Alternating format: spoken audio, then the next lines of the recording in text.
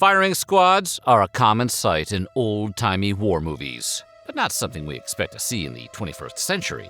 Yet the practice, sometimes referred to as fusilading, is not entirely a thing of the past. As of 2024, 5 U.S. states, Idaho, Mississippi, Oklahoma, South Carolina, and Utah, still have firing squads on the books as recently as 2023. So, today we're lifting the blindfold on the history of firing squads. But before we get started, make sure you've subscribed to the Weird History channel. After that, drop down to the comments and let us know what other strange laws you want to hear about next. Okay, time to smoke 'em if you got 'em. The notion of a firing squad necessitates the use of firearms. The word firing is right in there.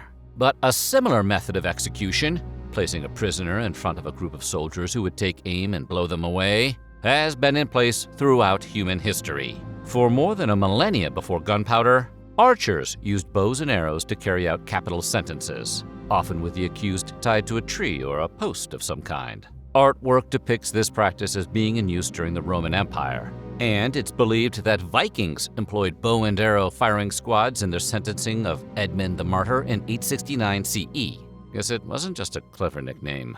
Edmund was eventually canonized by the Catholic Church as Saint Edmund, but he's not the most notable Christian saint to be martyred in this fashion.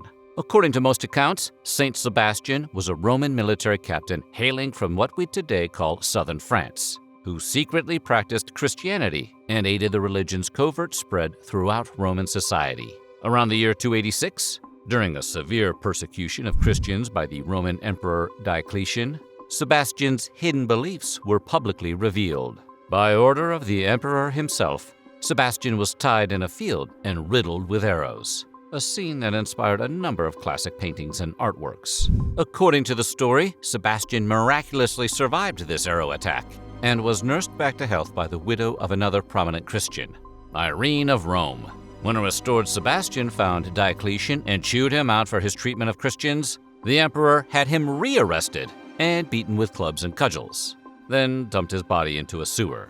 His remains were later removed and reburied in some Roman catacombs, where the Basilica of St. Sebastian now stands. Gunpowder was first used for warfare by the Chinese around the year 900 CE. They originally developed it for medicinal purposes, though modern doctors don't really recommend this anymore.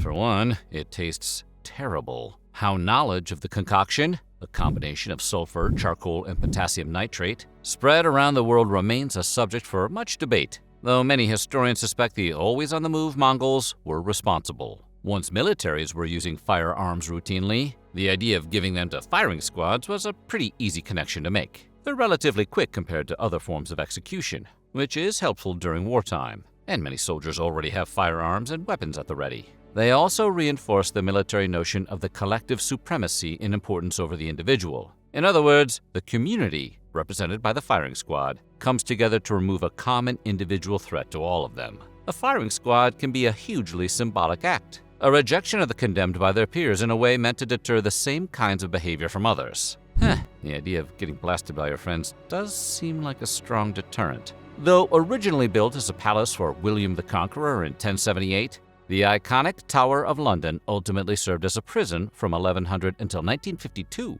As such, it was the site for hundreds of historical executions. During World War I, when 11 German spies were identified across Britain and arrested, the tower was selected as the site for their sentencing. Nobody had been put to death in the tower since the 1780s, but the symbolism of the act was too potent to resist. The captured prisoners were brought to London, interrogated by Sir Basil Thompson of Scotland Yard, and dispatched by a military firing squad in the tower.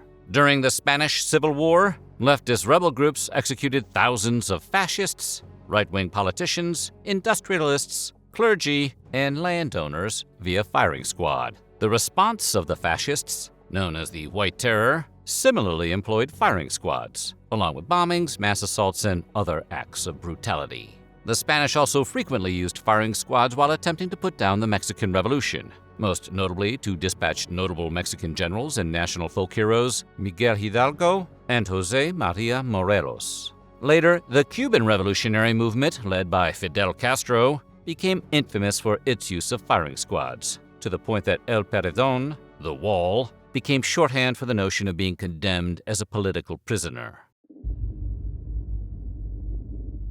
The classic format and structure of a firing squad took shape during its earliest military incarnation. Several soldiers are lined up and instructed to fire simultaneously upon the condemned. This coordination limits human error while also ensuring that no one is 100% certain who fired the actual lethal shot. Frequently, during military firing squads, some soldiers were given guns loaded with blanks to further obscure which individual actually fired the fatal shot. Typically, shooters are instructed to aim for the heart, occasionally highlighted with a paper or cloth target. Though rifles are the most common firearm used in firing squads, pistols have also been used at points in the past. There's no set historical standard for how many soldiers are used in a firing squad, and numbers vary widely again based on the war, army, and surrounding context. While many historical photos feature a dozen or more members of a firing squad, modern ones have been conducted with as few as 5 shooters. This may be, at least in part, due to the greater accuracy of modern weaponry. While it may have been a good idea to get at least 8 to 10 muskets in place to ensure the condemned prisoner was actually shot, a 2004 Utah execution made it work just fine with 5 shooters using Winchester .30-30 rifles.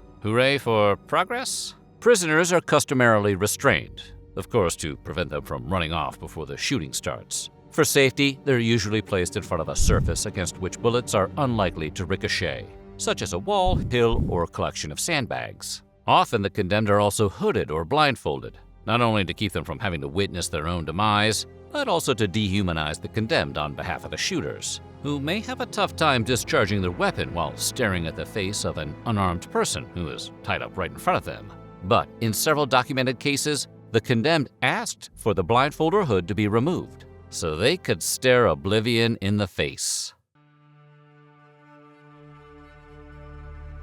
Military firing squads were most frequently carried out for charges like cowardice, desertion, espionage, mutiny, or treason. In some cases, when the condemned prisoner was an officer or other figure of notoriety or respect, they were permitted to personally give the order to fire. Marshal of France, Michel Ney, a key military commander serving under Napoleon Bonaparte, was allowed to give the order for his own firing squad following his defeat at the infamous Battle of Waterloo. It's sort of like the guy in the electric chair getting to say when to throw the switch. It's a dubious honor, but an honor nonetheless. However, if you want to disrespect the condemned, more than the disrespect of having them shot by their peers, that is, the basic procedure can be switched up to really throw some shade. After a group of former fascist allies attempted unsuccessfully to remove Italian dictator Benito Mussolini from power, he ordered them eliminated by firing squad.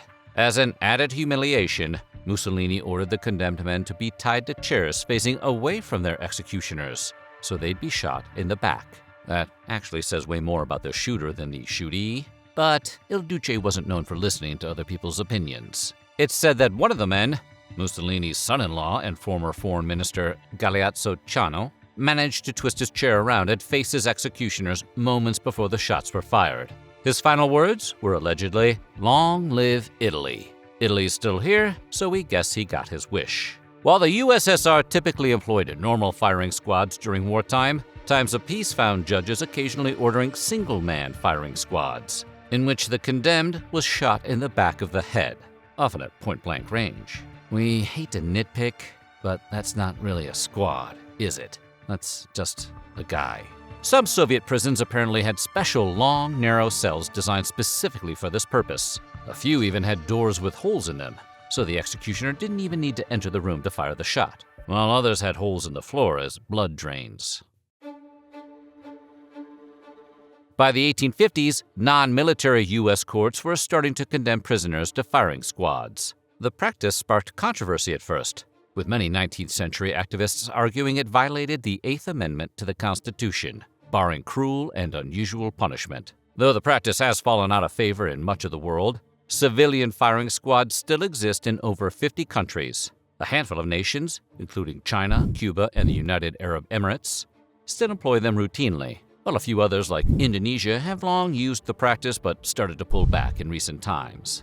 Strangely, firing squad executions are seeing a bit of a resurgence over the past few decades in the U.S., largely because of a turn against the practice of lethal injections. Some legal scholars have voiced the belief that lethal injections count as cruel and unusual punishment, while several pharmaceutical companies have attempted to legally block states from using their products in this manner, leading to a widespread shortage. Supreme Court Justice Sonia Sotomayor is among those calling for a return of firing squads, arguing that firing squads dispatch a person more or less instantly, while a lethal injection is comparatively prolonged and painful. Statistics also bolster the case that firing squads are more reliable than other forms of capital punishment. A study from Amherst College surveyed 8,776 executions in the U.S. between 1890 and 2010. 276 total, around 3% of the total, were botched in some way, including 7% of all lethal injections, 3% of hangings, and 2% of electrocutions. But not a single one of the 34 firing squad executions during that period went wrong. For these reasons, Idaho specifically authorized firing squads as a permissible method as an alternative to lethal injection drugs in 2023. So what do you think? Are firing squads cruel and unusual, or should they be allowed? Let us know in the comments below, and while you're at it, check out some of these other videos from our weird history.